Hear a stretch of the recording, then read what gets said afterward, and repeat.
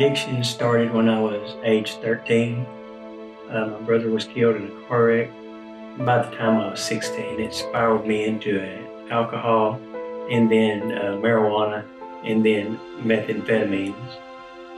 At age 17, I overdosed, and I thought that would be enough, and 2 weeks later, I was back getting high. At age 18, I had one of my best friends die of a drug overdose, and that wasn't enough to get me to stop either. By the time I was 13, I was doing pills, alcohol, and it progressed into methamphetamine use before it was over with. My father was an alcoholic, and he was very abusive verbally and physically. When he got drunk, he would whoop us with whatever he had handy to whoop us with. It didn't have to necessarily be a belt or a switch. It could be a spark plug wire or a fan belt. Growing up, I did not have a father figure present all the time in my life, so I was constantly searching for that affirmation and that worth from a male figure. I would get out of bed and I would cuss my wife, I would cuss my kid, I'd cuss God, and I'd kick my dog. My anger was just, it controlled me from the time I got up till I went to bed, if I went to bed. I was mad at God for a long time. You know, when you're in the world, you hold on to the little hope you can have in things, and that list grows smaller and smaller. I moved from doing marijuana to shooting methamphetamine and heroin, and I didn't have a hope to live anymore. I didn't care if I lived or died. I was hopeless.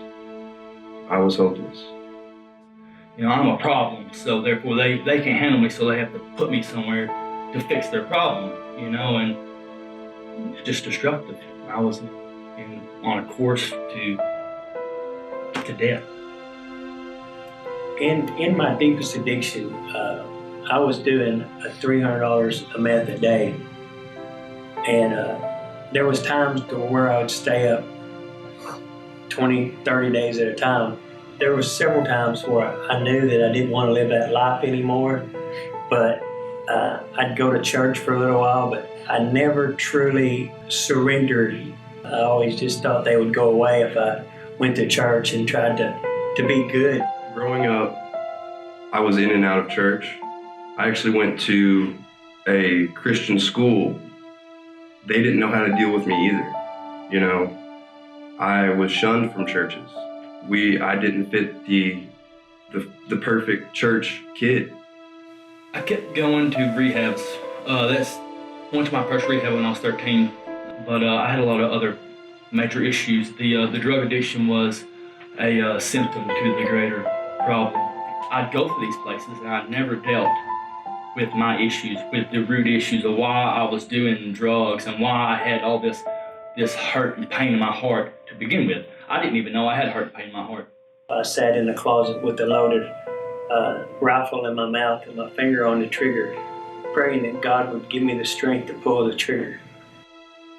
The addiction got so bad I couldn't stand who I was becoming or who I become. When I got arrested and I was in the back of a cop car, that is when I hit my bottom. Because it's never one person in addiction, it's always everybody in the family is in the addiction. Whether they realize it or not, the addiction does not only affect the person, it affects the whole family and everyone involved. At age 16, I was with my dad that summer, and the one time that I'd get to see him that year, and he offered me ecstasy for the first time. The relationship that I so craved for and longed for was only fulfilled through getting high in drugs. My brother was a pastor, and he was 10 years older than me, and for years and years he tried to fill the position of father. We had so many issues between me and him when he died, and I didn't know how to deal with that stuff.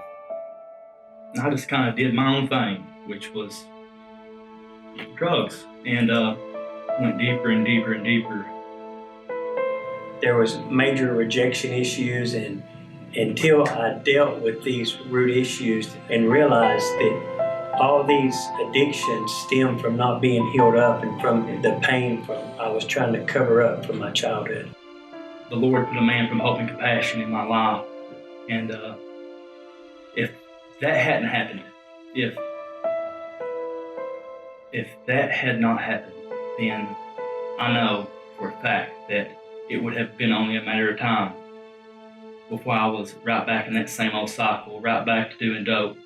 I had to deal with the drug addiction, through healing. That was the only way. Jesus was the only way to get truly healed and set free from the chains and bondage that drug addiction had on my life.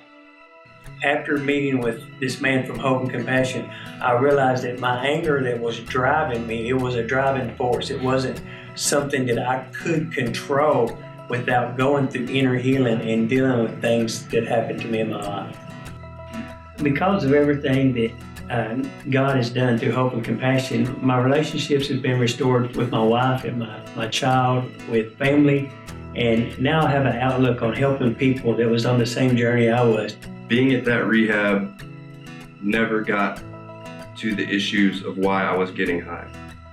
Everyone says, okay, well, you just have to take yourself out of that situation. Okay, well, I took myself out of that situation, but that pain is still there. There's still a hurt inside of me that I can't let go of.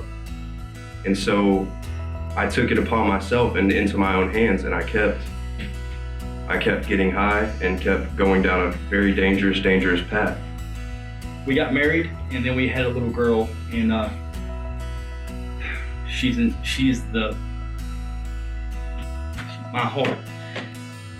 And I'm so thankful if I can be set free, that anybody can be set free. There are no wounds and no hurts that God cannot heal. I've been free now for 9 years, and it was a process. God instantly delivered me from methamphetamines. And then a year later, it was marijuana. A year later, it was alcohol. And a year later, it was cigarettes. And then the last 5 years, he's just been dealing with getting me healed up from all the other stuff. It changed when I started meeting with a man from Hope and Compassion. And I didn't even have the desire to change. It was through his love that was only God.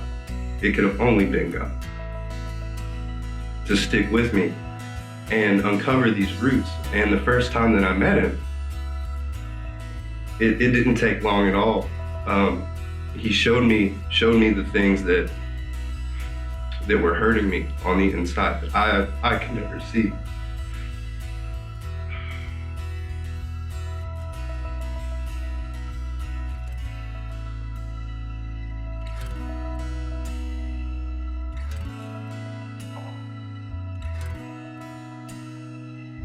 And now I'm at a place of not struggling with my worth anymore. I know the price that was paid for me now.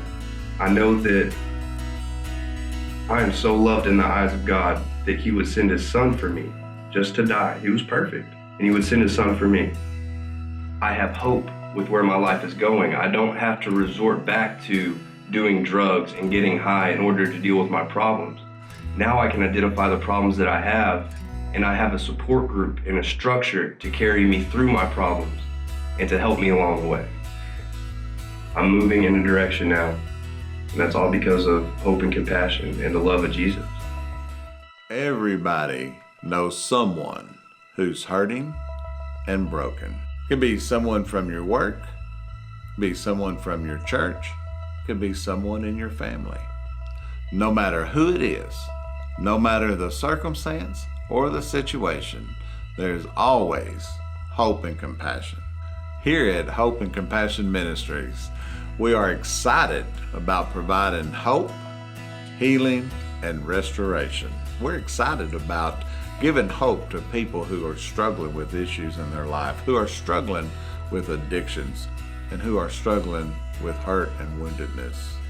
The purpose and goal of Hope and Compassion Ministries is not just to recognize the destructive behaviors, but to deal with root issues, because true change and healing starts from the inside out.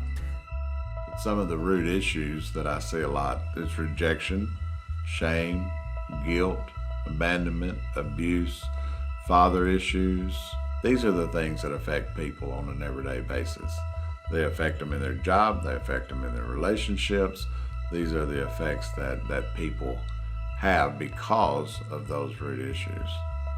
Whether you're a pastor, a business owner, or a concerned family member, Hope and Compassion Ministries is here to help you. Please call today. No one else can make us new. Make me new. Make me new. Make me new. Make me new. We stand in awe with voices raised. We never cease to be amazed. With open hearts, we come to you.